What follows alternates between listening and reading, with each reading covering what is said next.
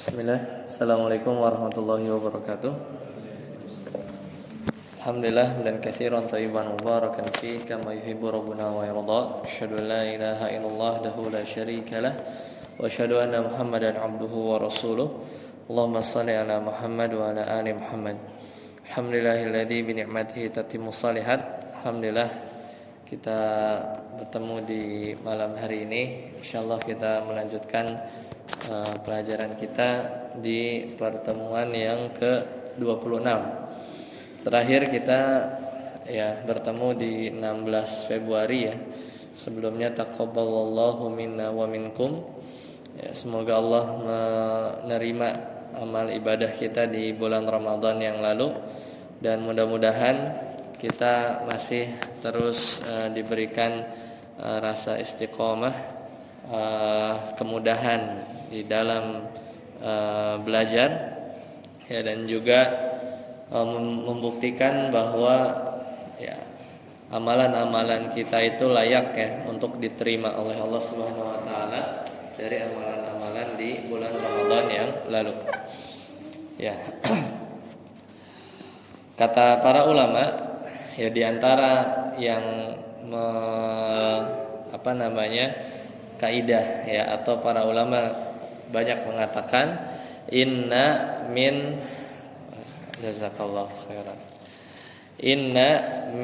alamati qabulil hasanah, sesungguhnya di antara tanda diterimanya amal kebaikan kita ya, kata para ulama, inna min alamati qabulil hasanah al hasanatu ba'daha, yaitu kebaikan setelahnya. Oleh karena itu banyak yang sudah kita lakukan di bulan Ramadan yang lalu. Ya, jangan-jangan di bulan Ramadan yang lalu itu adalah Ramadan terakhir buat diri kita tidak ada yang tahu. Namun kita sangat berharap amalan-amalan yang sudah kita kerjakan itu diterima oleh Allah Subhanahu wa taala. Maka kita jadikan diri kita tetap semangat agar kita memposisikan diri kita sebagai orang yang layak, atau kita terus konsisten dalam beramal. Yang biasa puasa, maka kita masih ada sisa-sisa hari. Sekarang 21 Syawal ya, masih 9 atau 8 hari di bulan Syawal ini yang masih belum Syawal, puasa sunnah, maka masih ada waktu. Kemudian Qiyamul Lail yang biasa kita lakukan masih terus ya, sejatinya kita harus dawamkan ya, karena diantara inna ahabbal a'mal, yaitu amalan yang paling dicintai oleh Allah adalah adwamuha wa inqal, yaitu yang konsisten meskipun sedikit. Maka kita konsisten dengan 2 rakaat Qiyamul Lail ya. Kemudian kita konsisten juga untuk melaksanakan sholat witir ya. Kita konsisten juga untuk mendawamkan sholat sunnah kita. Kita konsisten juga untuk melaksanakan sedekah-sedekah kita layaknya kita berada di bulan Ramadan ya. Maka itu yang menjadi nasihat awal. Jadi awal kita mengawali pelajaran kita di kajian rutin di Fikih Muyassar.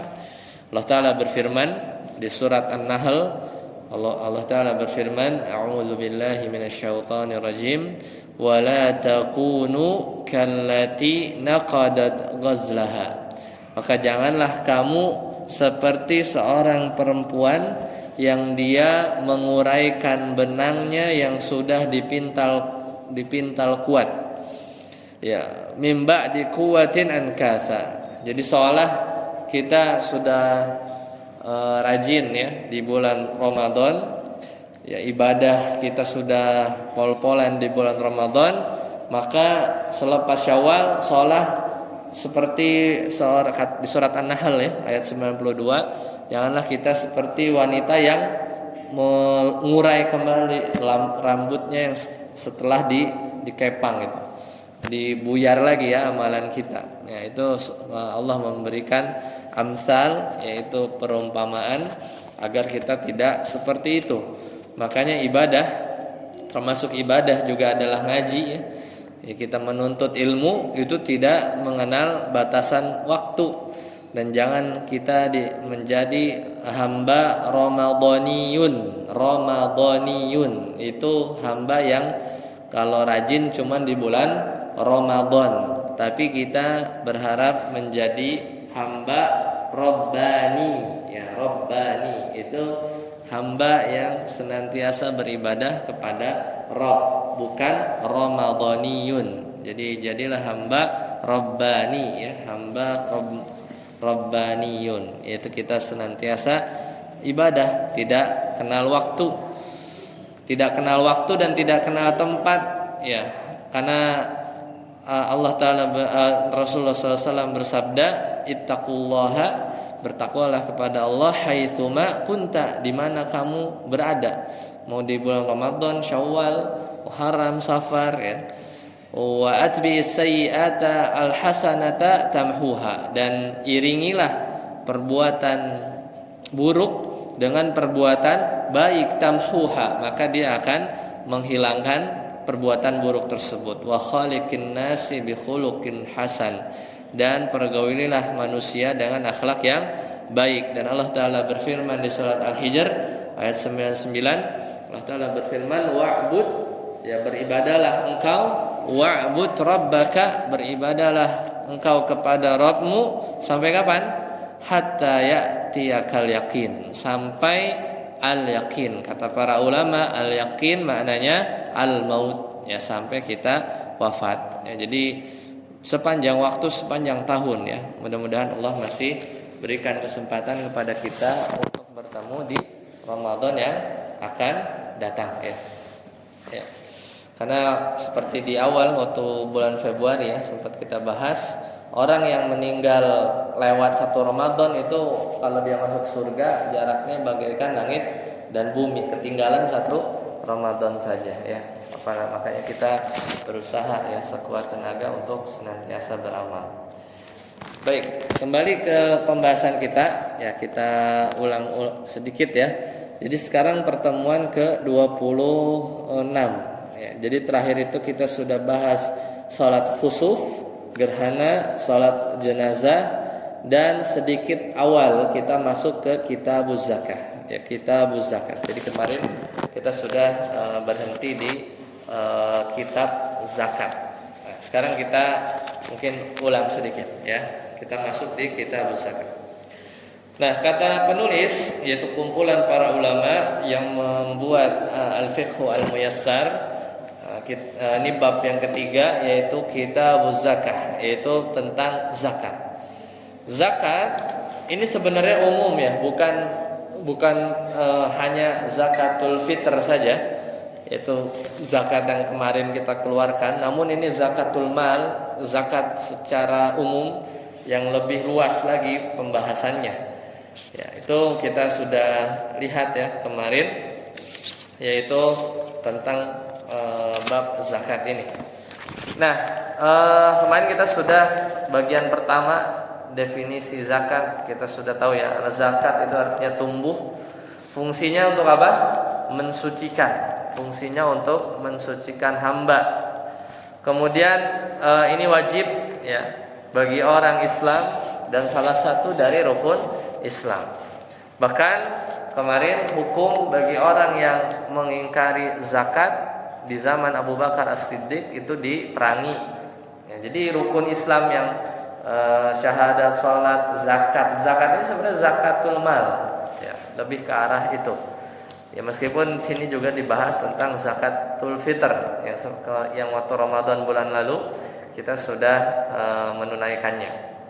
Nah, bahkan orang yang menolak membayar zakat lantaran kikir atau bakhil, pelit, ya maka ini termasuk dari perbuatan yang kufur. Kemarin kita sudah bahas sampai al-mas'alatur rabi'ah sampai 4. Sekarang kita masuk ke permasalahan selanjutnya, yaitu kata para ulama di sini dalam mazhab Hambali, al-mas'alatul khamisah, itu pembahasan yang kelima, fil amwalil lati tajibu fiha az-zakah. Nah, harta-harta yang wajib dizakati. Ini apa saja?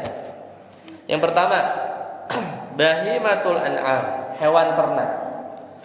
Nah, jadi yang punya peternakan ya, itu baik unta, ibil, bakar, sapi, kambing. Nah, ini berdasarkan sabda Nabi sallallahu alaihi wasallam, "Ma min sahibi ibilin wala baqarin," tidaklah pemilik unta atau pemilik sapi, wala ghanamin atau pemilik kambing, wa la yuaddi zakataha, yang tidak menunaikan zakatnya, illa ja'at yaumal qiyamah, kecuali dia nanti di hari kiamat, a'zama ma kanat wa asmanahu tantahuhu biquruniha, yaitu nanti hewan-hewannya itu di hari kiamat kalau nggak bayar zakat, itu di hari kiamat akan datang dengan badan yang sangat besar, sangat gemuk, dan mereka menanduk ya, menanduk pemiliknya dengan tanduknya dan menginjaknya, wa tatauhu bi adlafiha.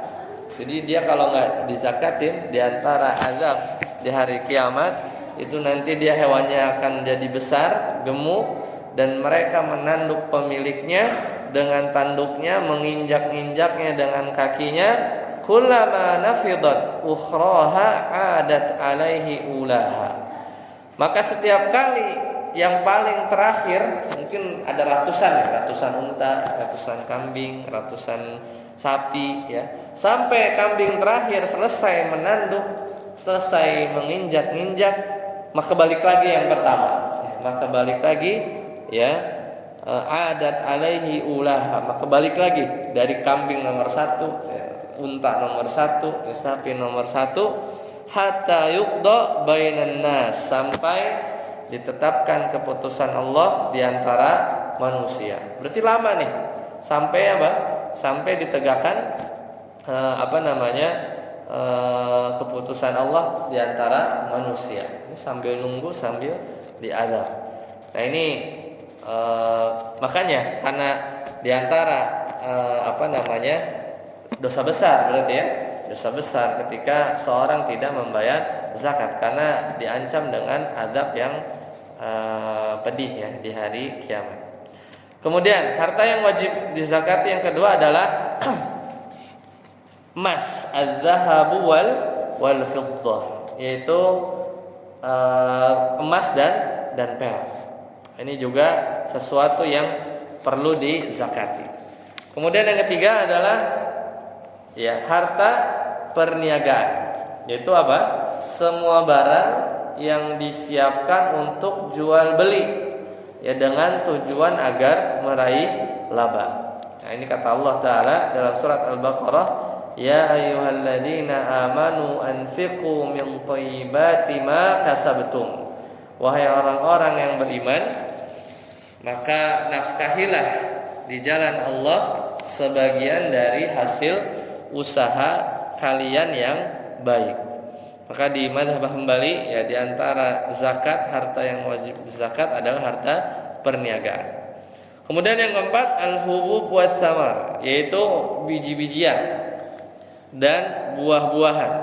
Maksudnya adalah biji-bijian yang disimpan ya, yang dijadikan makanan pokok. Kalau di Arab itu gandum ya, di gandum ya, kemudian biji-bijian yang biasa kurma, misalnya buah-buahan, biji-bijian atau buah-buahan semisal kurma atau kismis ya, itu termasuk harta yang masuk padanya yang wajib dizakati.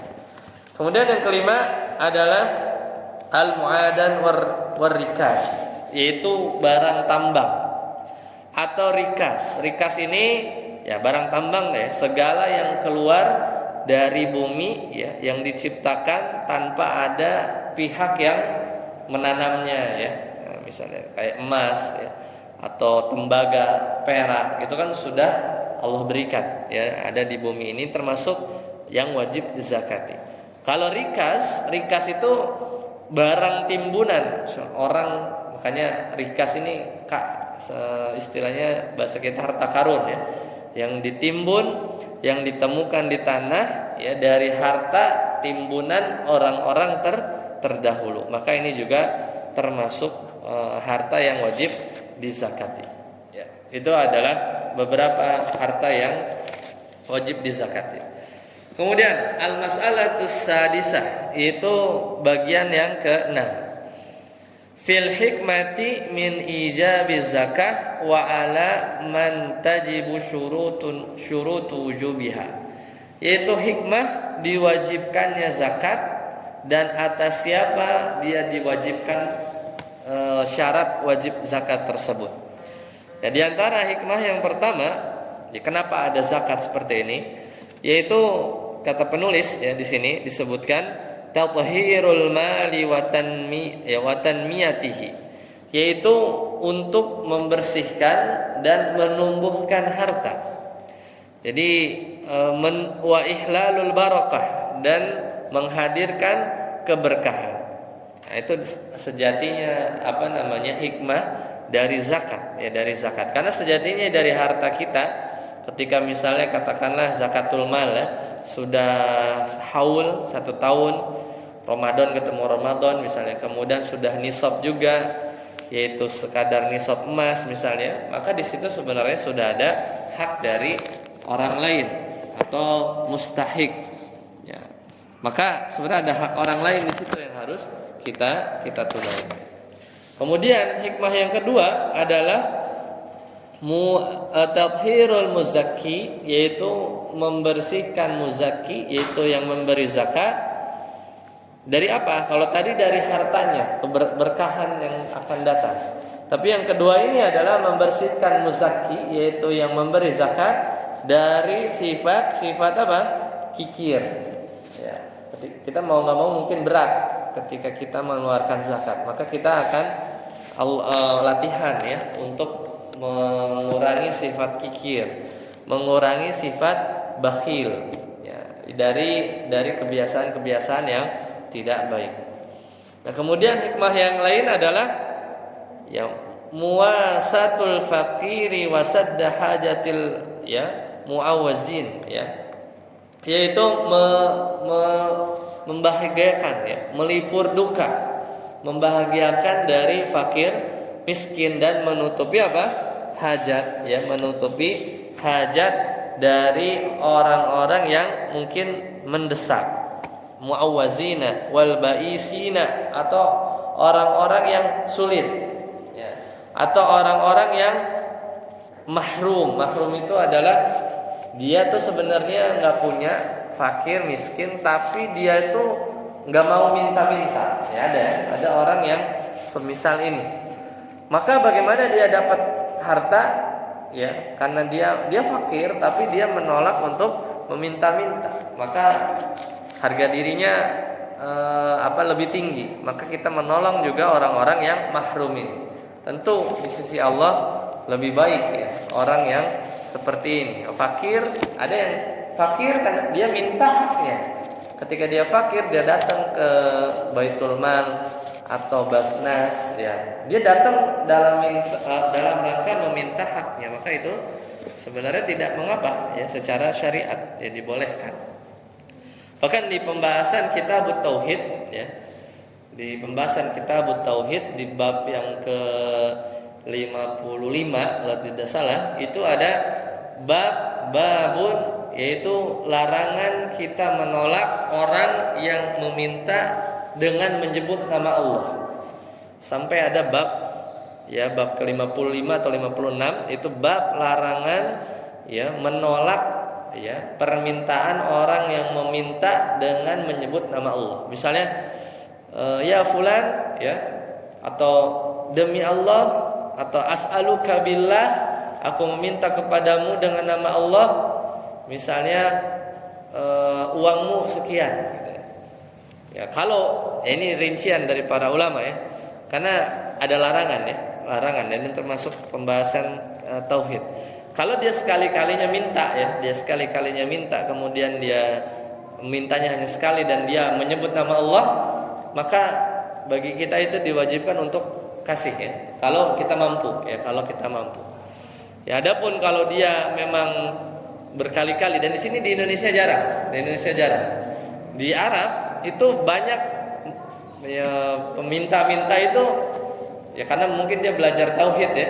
Ada hadis yaitu nggak boleh kita menolak kalau orang minta dengan nama Allah. Maka sering digunakan oleh sebagian mereka ya untuk meminta-minta karena tahu apalagi yang diminta itu ngaji tauhid, maka dia akan kasih ya. Tapi kalau kondisinya seperti itu, dia meminta-mintanya sering ya dan dia selalu mengucap nama Allah, maka ini sudah tidak jadi wajib lagi. Adapun mungkin orang jarang sekali dia minta, sekalinya minta dia sampai bersumpah, atau sekalinya minta dia menyebut nama Allah, maka di antara bentuk ta'zim kepada nama yang dia sebut dan juga bentuk ta'zim terhadap pengagungan atas nama Allah yang dia sebut, maka kita wajib untuk membantu ya. Itu ada bab khusus ya di kitab tauhid. Nah, ini ketika kita otomatis ya kita tahu bahwa kita punya kewajiban untuk zakat, maka fakir dan miskin itu akan tertutup hajatnya, terutama fakir yang mahrum, yaitu yang enggak mau meminta-minta, dia akan dapat ya. Dia akan dapat ya, seperti itu. Ya, selanjutnya ya, bagian selanjutnya yaitu adalah macam-macam zakat ya, fi aqsamiha. Nah, maka di sini ada dua. Ada zakatul mal, itu zakat yang berkaitan dengan harta. Ada juga zakatul abdan, itu zakat badan. Nah, ini di sini dicontohkan yaitu zakatul fitr. Nah, yang kedelapan zakatud dain, ada zakat hutang, yaitu hutang yang ketika dia ditanggung oleh orang yang kesusahan ekonominya, maka pemilik hutang itu wajib menzakati ketika dia telah memegangnya 1 tahun ya, 1 tahun. Jadi kalau dia hutangnya itu ditanggung oleh orang yang mampu, maka dia harus menzakatinya untuk setiap tahun. Zakat hutang. Jadi ada hutang, kemudian dia ditanggung oleh orang yang kesusahan ekonomi, ya, maka yang punya hutang ini ya dia wajib menzakatinya ketika dia sudah memegang benda itu ya sampai kurang lebih 1 tahun. Nah, ini di beberapa kasus ya. Ini diantara zakatul dain. Baik, selanjutnya kita akan bahas satu persatu, yaitu zakat fi zakatiz zahabi wal fiddah. Sekarang emas itu 2 juta ya. Udah 2 juta sekarang. Udah inflasi berarti, bukan emas yang mahal, rupiahnya yang turun. Udah sempat 17.000 ya. Betul, baru tahun lalu mungkin setelah Covid itu kan 1 juta gitu ya. Yang antam itu ya, sekarang udah 1,9, udah 2, udah naik terus ya. Masya Allah. Ini dia ya karena nilainya tetap ya, rupiahnya yang makin turun. Nah, siapa yang punya emas ya atau perak ya, kemudian dia masuk pada kadar nisab, kadar zakat wajib untuk emas dan perak, yaitu adalah 2,5% ya, 2,5%. Kalau untuk nominal zakatnya ya, nominal zakatnya. Nah, kata Nabi SAW dalam sebuah hadis, walaisa 'alaika syai', tidak ada kewajiban atasmu, yakni fil zahab, maksudnya pada emas, hatta yakuna laka ishruna dinaran, sampai kamu punya 20 dinar ya, 20 dinar. Kemudian fa idza kana laka ishrun ya, kalau kamu punya 20 dinar, wahala alaihil haul, dan genap 1 tahun, fa fiha nisfu mithqalin, maka di dalamnya ada zakat setengah mithqal ya, setengah mithqal. Maka di riwayat yang lain, anna Nabiya sallallahu alaihi wasallam kana ya'khudhu min kulli ishrin bahwa Nabi mengambil setiap 20 misqalan nisfa misqalin, yaitu setengah misqal dari 20 misqal. Nah, ini jadi kadar apa namanya dalam hadis itu dalam apa namanya satuan misqal. Nah, sekarang kita bahas satu persatu. Jadi pertama harus nisab dulu. Yaitu 20 misqal untuk emas ya. Ini berdasarkan tadi ya hadis dari Nabi SAW riwayat Abu Daud, Imam Bukhari ya, di antara hadis yang lain ketika dia punya 20 dinar maka genap 1 tahun, nah, maka ada kewajiban setengah misqal. Nah, 20 dinar itu sama dengan ya kalau apa namanya bagi 20. 1 dinar itu kan 4,25 gram. 4,25 gram. Jadi 1 dinar itu kali 2 juta ya. Itu udah 8 juta setengah ya, atau 85 gram kali 2 juta itu punya duit atau kadar emas 170 juta ya. Dengan harga sekarang ya 85 gram kita ngendep nih ada duit 170 juta atau 85 gram. Dia nggak naik turun ya. Kalau naik nggak apa-apa, tapi apa namanya selalu di maintain di atas nisabnya. Dan itu terpenuhi selama 1 tahun, maka zakatnya itu apa? Setengah misqal. Yaitu hitungannya setengah misqal ini 1/4 atau 1/10, 2,5 1/4 dari 1/10 ya, berarti 2,5% ya, 2,5%.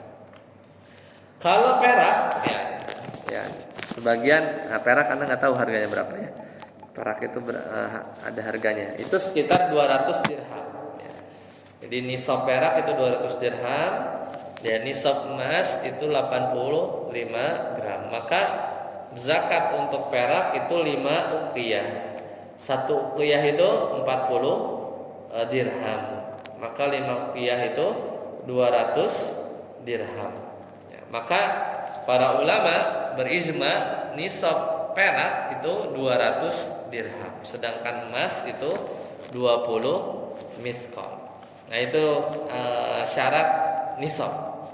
Kemudian yang kedua ya, syarat dari yang disebutkan selain tadi itu adalah yang punya harta harus Islam, kemudian merdeka. Kenapa merdeka? Kalau dia budak berarti hartanya harta milik tuannya ya, karena nggak punya kepemilikan sempurna. Kemudian haul, nah, ini sebagaimana tadi disebutkan ya. Nah, itu untuk zakat emas dan perak. Kemudian masalah al-mas'alatu khamisah, yaitu yang kelima, zakat perhiasan. Nah, bedakan antara emas dan perak dan perhiasan. Nah, menurut mazhab Hambali untuk perhiasan berarti kalau ibu-ibu ya kita punya atau istri kita punya perhiasan yang dipakai bukan emas yang murni, maka kata para ulama la khilafa baina ahli ilmi fi wujubi zakati fil hali muaddi lil adkhar. Tidak ada perbedaan pendapat di kalangan para ulama tentang kewajiban zakat perhiasan yang memang dia disiapkan untuk disimpan atau disewakan. Jadi termasuk juga perhiasan yang sebenarnya kalau laki-laki pakai itu nggak boleh, misalnya cincin emas tapi laki-laki itu perhiasan juga, tapi nggak boleh dipakai ya, itu juga termasuk. Nah, adapun perhiasan yang disiapkan untuk dipakai ya, penggunaannya untuk hal yang mubah, maka di sini ulama ada beberapa pendapat ya. Jadi adapun perhiasan yang disiapkan untuk dipakai secara mubah ya atau untuk dipinjam misalnya ya, maka pendapat yang sahih ya dari dua pendapat yang ada adalah tetap juga wajib zakat, ya, wajib zakat. Meskipun di mazhab yang lain sedikit beda ya. Seingatannya di sebagian mazhab kalau perhiasan dipakai nggak masuk ya. Tapi di sini di mazhab Hambali menggunakan apa? Keumuman dalil. Jadi ya emas, yang perhiasan emas pokoknya, maka emas juga perhiasan juga termasuk. Perhiasan itu berarti emas yang sudah dibentuk dalam bentuk perhiasan. Nah, kemudian ada hadis juga, makanya di mazhab Hambali juga berpendapat bahwasanya termasuk yang dizakatin juga. Karena waktu itu anna imra'atan atat ila Rasulillah sallallahu alaihi wasallam, ada seorang perempuan dia datang kepada Rasulullah sallallahu alaihi wasallam, wa ma'aha banatun laha wa fi yadi banatiha masakatani ghalidhatani. Jadi datang perempuan dan dia bawa anak, dan di tangan anak perempuannya itu ada dua ya masakatani ghalidhatani, ada dua gelang, berarti gelang perhiasan ya, ada dua gelang besar dari emas.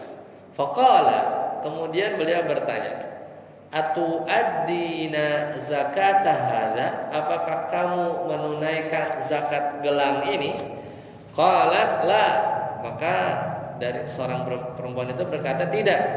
Qala ayasurruki an yusawwirakillahu bihima, maka kata Nabi SAW, apakah kamu senang kalau Allah dengan sebab keduanya gelang tadi ya menggunakan gelang untukmu dengan dua gelang dari api neraka, jadi ada ancaman.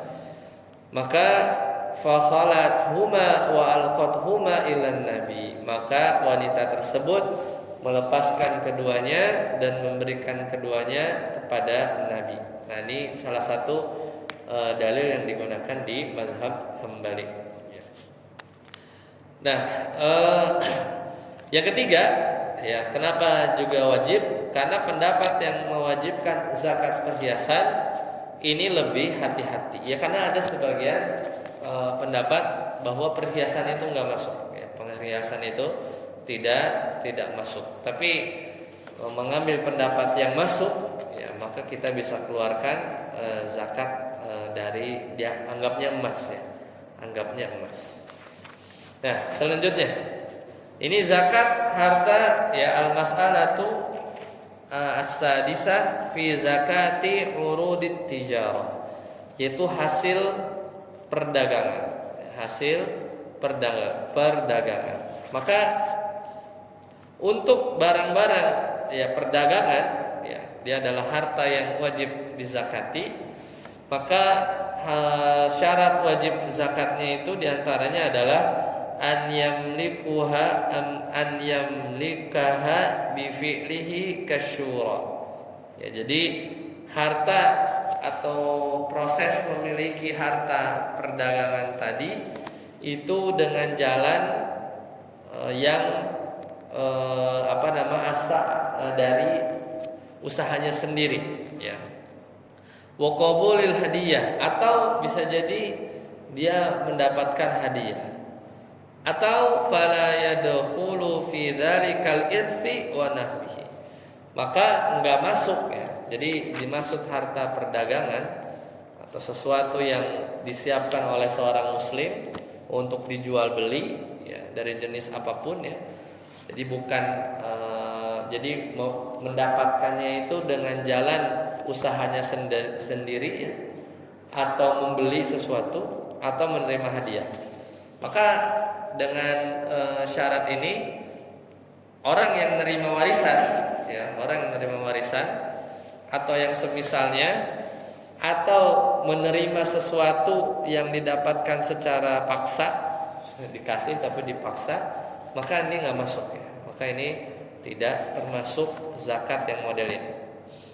Dan kemudian barangnya juga ini memang barang yang dia siapkan untuk berdagang. Mungkin lebih cocoknya itu nyetok apa gitu ya, misalnya nyetok barang dagangan gitu ya.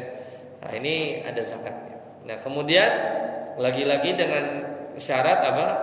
Sudah satu tahun. Misalnya orang punya gudang beras gitu ya.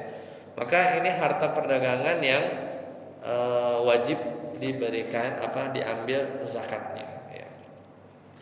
Nah, untuk menentukan nilainya, maka harga saat barang itu dibeli berarti udah lama kan? Bisa belinya tahun lalu, kemudian disimpan 1 tahun, maka itu nggak bisa dijadikan acuan ya, karena yang dijadikan acuan itu adalah di mana barang itu sampai pada haul ya 1 tahun sempurna ya, maka itu untuk zakat perdagangan. Selanjutnya al-babus tsalis, yaitu bab yang ketiga, fi zakatil khariji minal ard, yaitu zakat dari hasil bumi. Hasil bumi ini misal tadi ya, contohnya biji-bijian ya. Sama ini juga harus mencapai nisab ya. Nah, buah-buahan ya, perkebunan ya. Nisabnya itu adalah 5 wasak ya, 5 wasak. Maka kalau dia belum sampai nisab ya, kurang dari 5 wasak, maka nggak ada zakat ya, maka tidak ada zakat. Jadi wasak itu zaman dulu adalah ukuran yang bisa ditampung di unta ya. Jadi satu unta itu dikasih tempat, kemudian seperti 60 sok ya, 60 sok. Jadi 5 wasak, jadi satu wasak itu 60 sok. Ya, berarti kalau nisabnya hasil bumi berapa tadi? 5 wasak. 5 wasak tuh 5 kali 60 berarti 300 sok. Kalau gandum ya, misalnya kita gandum hasil bumi gitu ya, berarti kurang lebih ya 5 wasak itu 612 kilo ya, 612 kilo ya. Atau hitungan yang lain ya, satu wasak 60 sok tadi ya. Berarti kalau 5 wasak itu adalah 300 ya, 300 sok. Satu sok itu berapa? 2,4 ya. Ini kayak zakat ya, 2,5 lah. 2,5. Berarti hampir 750 ya. Jadi 750, karena satu sok itu kan 2,5, 2,4, 2,5 kilo ya. Nah, itu baru masuk nisabnya ya. Maka wajib dikeluarkan zakat. Nah, berapa zakatnya? Itu 1/10. Kalau dapat irigasi gratis ya. Jadi irigasinya itu nggak pakai biaya. Tapi kalau irigasinya ya perlu biaya ya. Dengan biaya misalnya disiram, perlu mesin ya, ada mesin pompa. Ya, maka itu 1/20, 5%. Adil ya. Karena kalau dari air hujan saja atau irigasi yang dari alam itu 1/10 ya, 10%. Tapi kalau yang perlu effort, perlu usaha atau perlu bantuan hewan untuk ngambil airnya, maka itu 5%. Itu zakat hasil bumi ya, contohnya gandum. Al-mas'alatur rabi'ah fi zakatil asl ya, yaitu zakat madu ya. Zakat madu ya. Madu juga ada zakatnya ya. Kita selesaikan sampai sini ya. Nah, ini ada kadar zakatnya. Kata meskipun ya di sini jumhur ulama ya menjelaskan bahwasanya tidak ada kewajiban zakat pada madu ya, karena nggak ada dalil yang sahih. Tapi kalau kata Imam Syafi'i ya, anna fil asal ushr, ya. Jadi zakat untuk madu itu 1/10. Ini juga sebenarnya dhaif ya. Jadi petani madu ya, ya seperti apa namanya? Ya, karena tapi ya diantara yang diambil dari mazhab Hambali ya, itu adalah dengan asar-asar dari para sahabat itu menetapkan harta yang wajib dizakat ya kena zakat, namun untuk madu ya tidak ada sunnah yang sahih ya. Maka dalam perkara wajibnya zakat madu ini nggak ada ya. Tidak ada dalil yang sahih. Nah, kemudian yang terakhir adalah fi rikas. Rikas ini adalah harta karun ya, harta peninggalan dalam bentuk emas, perak dari timbunan masa-masa sebelumnya. Maka yang mendapatkannya yaitu tidak mencarinya dengan mengeluarkan uang. Jadi memang dapat aja ya. Dia misalnya dia beli rumah, rumah lama misalnya gitu ya. Ternyata dia lagi gali fondasi, ternyata rumah yang ngisi rumahnya dulu itu nimbun harta gitu ya. Jadi benar-benar mendapatkan dengan tidak usaha yang besar. Nah, beda dengan kalau dia dicari, memang dia mencari dengan sengaja, dia mengerahkan uang, memerlukan usaha besar, maka ini bukan rikas. Rikas itu nemu gitu ya, bukan yang nyari-nyari gitu kemudian dia dapat. Itu bukan rikas. Rikas itu yang benar-benar tidak mencarinya dengan mengeluarkan uang. Maka rikas ini 1/5 ya. Zakatnya itu 1/5. Kata Nabi SAW, wa fir rikazil khumusu, yaitu 1/5. Mirip seperti fai ya. Fai itu apa? Kalau perang kemudian kalah lawannya, maka harta rampasan perangnya itu namanya apa? Ghanimah. Tapi kalau menang ya, kaum muslimin menang tanpa perang, kocar-kacir aja ya, si lawannya nggak perang, nggak mengadu senjata, itu namanya fai ya. Di fai ini adalah 1/5 ya, mirip juga tuh fai juga 1/5. Yaitu diantara jumlah zakat dari rikas. Sampai sini dulu ya, kita selesai sampai di bab ketiga. Insyaallah nanti di pertemuan yang akan datang kita masuk ke al-babur rabi, yaitu bab keempat, yaitu tentang zakat hewan ya. Ini yang punya kambing ya, atau peternak ya. Silakan jika ada pertanyaan sebelumnya. Ya silakan Pak.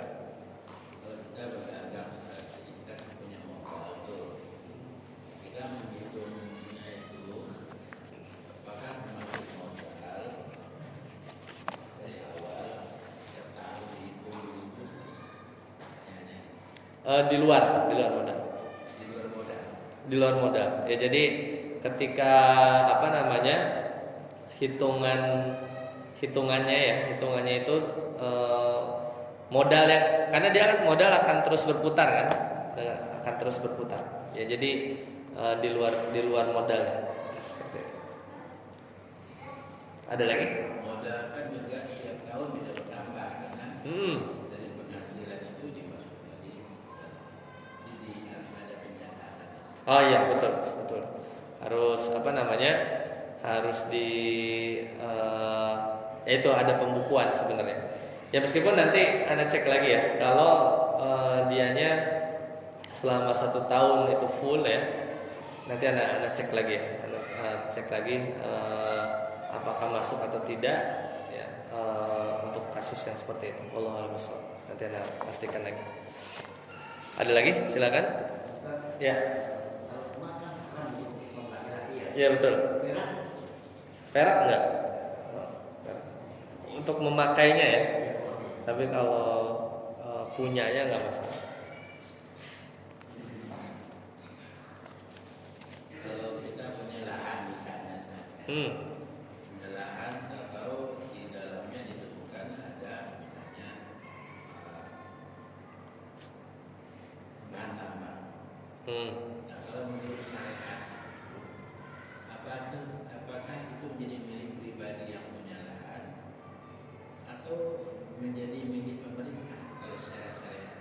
Kalau secara syar'i ya selama dia itu memang wilayahnya dia, harusnya milik pribadi. Cuman kalau dengan aturan negara mungkin perlu dicek lagi karena cakupannya seperti apa ya, belum paham juga. Cuman kalau secara syar'i harusnya wilayahnya kepemilikan dia ya selama ya milik dia harus. Tapi dengan ya tadi ada dia mendapatkannya ya. Kalau dengan usaha yaitu masuk ke hasil bumi ya. Tapi kalau nggak ada usaha untuk dapetin katakanlah emas gitu ya, tapi mungkin itu jadi ringkas ya. Tapi ini kan pertanyaannya tadi tambang ya. Tambang berarti diusahakan. Harusnya dia jadi milik dia ya. Seperti di US ya. Di Amerika itu orang gali sumur minyak tuh di belakang rumah.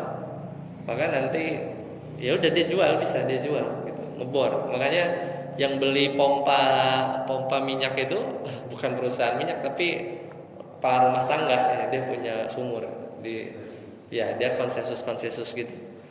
Ya mungkin beda aturan ya, mungkin beda aturan.